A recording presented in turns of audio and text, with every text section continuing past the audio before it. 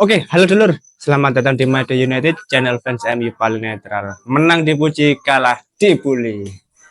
Oke, untuk video kali ini kita akan membahas komentar Erik ten Hag pasca pertandingan Manchester United melawan Real Betis, yang mana kemarin menang ya, 3-2. Oke, langsung aja. Yang pertama membicarakan terkait penampilan. Menurut saya itu sangat bagus. Para pemain bermain dengan baik. Di awal pertandingan kami mengalami beberapa masalah dalam mengendalikan permainan dan kami tertinggal 1-0 yang seharusnya tidak terjadi. Saya rasa ini adalah pertama kalinya mereka memasuki kotak penalti kami. Namun kemudian kami menguasai permainan dan bangkit kembali. Saya rasa kami mencetak 3 gol yang sangat bagus. Pertama, penalti, dan itu adalah aksi yang bagus dari Ahmad. Gol kedua saya katakan juga merupakan gol yang sangat bagus. Gol ketiga dari tendangan sudut juga merupakan gol yang bagus. Gol kedua saat Heri Amas melepaskan umpan silang dan Ahmad mencetak gol dengan penyelesaian akhir yang indah. Lalu selanjutnya komentar terkait Ahmad. Betul sekali, Ahmad tampil dengan sangat baik dan ia menjalani pramusim yang bagus sejauh ini. Anda dapat melihat dengan jelas bahwa ia mengalami peningkatan dalam permainannya. Ia juga tampil sangat baik dalam bertahan dengan counter press dan juga dalam menekan lawan. Jadi saya sangat senang dengan penampilannya. Selanjutnya terkait rotasi skuad di Manchester United. Minggu ini semua orang harus mendapatkan lebih banyak menit bermain untuk mencapai kebugaran yang sesuai. Tentu saja pertandingan akan semakin ketat dan saya pikir hari Sabtu akan menjadi ujian yang sangat bagus saat kami menghadapi Liverpool. Itu adalah persiapan yang sangat bagus untuk musim baru. Lanjut terkait gaya bermain. Yang ingin kami capai adalah kami ingin menjadi sangat proaktif dan sangat agresif, dan tidak masalah jika terkadang kami berada di posisi tinggi atau terkadang di blok yang lebih rendah. Kami harus sangat agresif, dan untuk mencapai ini kami perlu memulai tekanan pada titik tertentu dan semua berada di satu halaman. Kemudian intensitas harus diubah menjadi penguasaan bola dan kami harus melakukan ini sebagai sebuah tim. Oke. Dan terakhir terkait kemenangan di California. Kami bangkit dengan sangat baik dan menang dengan nyaman. 3-1 di babak pertama dan saya pikir keunggulan kami bisa lebih tinggi lagi. Itu lebih besar dan bahkan setelah babak pertama kami kembali menciptakan beberapa peluang bagus. Penalti. Tidak ada penalti, saya tidak tahu. Saya pikir itu penalti karena Marcus harus keluar dari permainan. Kami kebobolan dengan 10 pemain dari tendangan sudut dan itu juga sesuatu yang harus kami pelajari. Karena di liga dan di musim ini kami mungkin harus bertahan dari tendangan sudut dengan 10 pemain.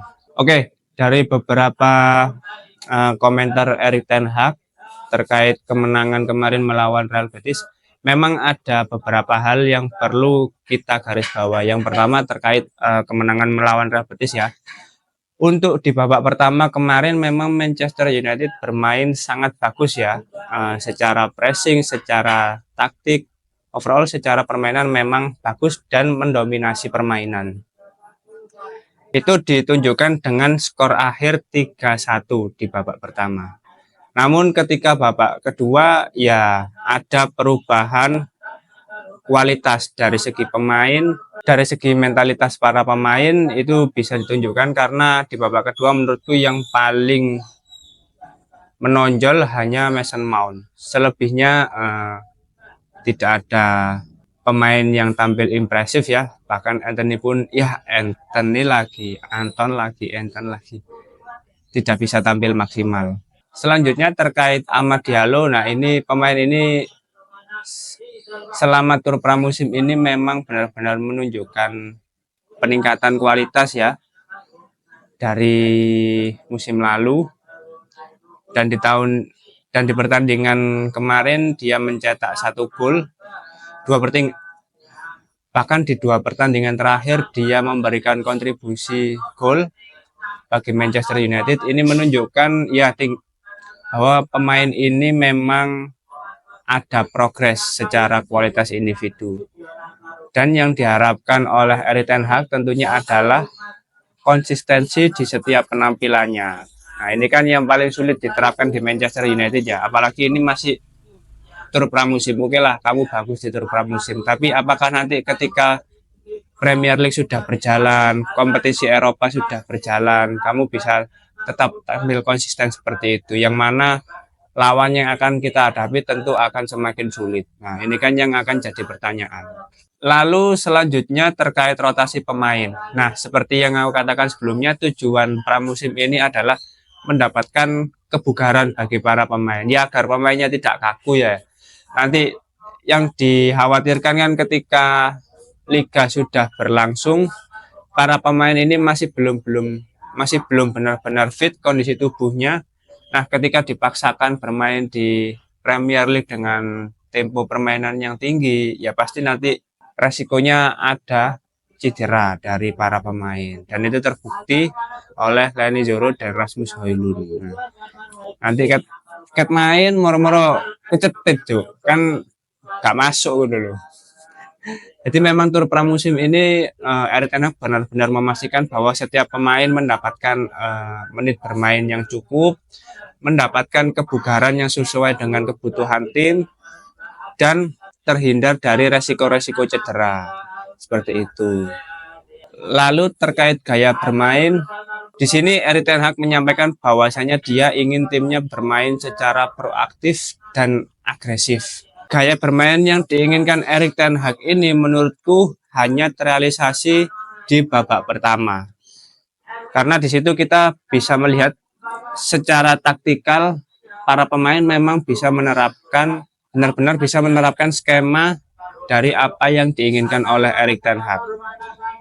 Tapi tidak dengan babak kedua yang mana ya sangat amburadul, bahkan Real Betis beberapa kali mendominasi permainan dan sempat memberikan tambahan gol bagi Real Betis. Meskipun skor akhir tetap Manchester United yang memenangkan pertandingan 3-2, tapi menurutku secara penampilan di babak kedua tetap masih kurang maksimal. Dan permainan yang proaktif ini menuntut pemain Manchester United ini selalu mendominasi dalam permainan. Nah, ini kan cukup berbeda ya dengan filosofi Manchester United dari dulu, bahwasanya ya Manchester United ini selalu bermain reaktif, counter attack.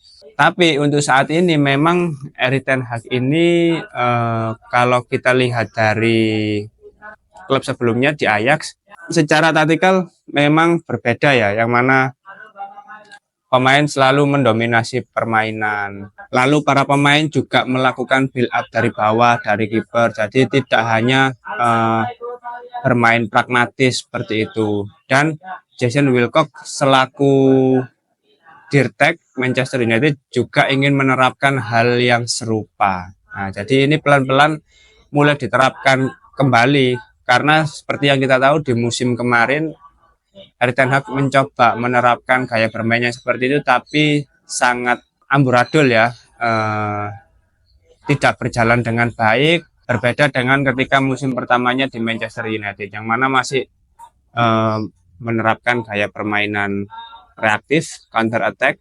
Maka dari itu di musim pertama Erik ten Hag bisa finish di peringkat 3, karena itu yang sesuai dengan filosofi dan gaya bermain Manchester United sebelumnya. Lalu terakhir terkait kemenangan melawan Real Betis, ini menjadi modal yang bagus di akhir pekan nanti saat Manchester United akan melawan Liverpool. Ya, ini tur pramusim yang terakhir ya. Ini benar-benar harus disiapkan, karena setelah tur pramusim selesai ini Manchester United masih harus melawan Manchester City untuk memperebutkan Community Shield. Nah, ini kan harus ada persiapan yang benar-benar matang ya, apalagi kita bicara soal Manchester City kan secara kualitas pasti beda jauh gitu loh, dan sangat jauh menurutku dengan komposisi pemain Manchester United untuk saat ini gitu. Jadi untuk tur pramusim yang terakhir melawan Liverpool ini menjadi momentum yang sangat penting bagi Manchester United tentunya ya.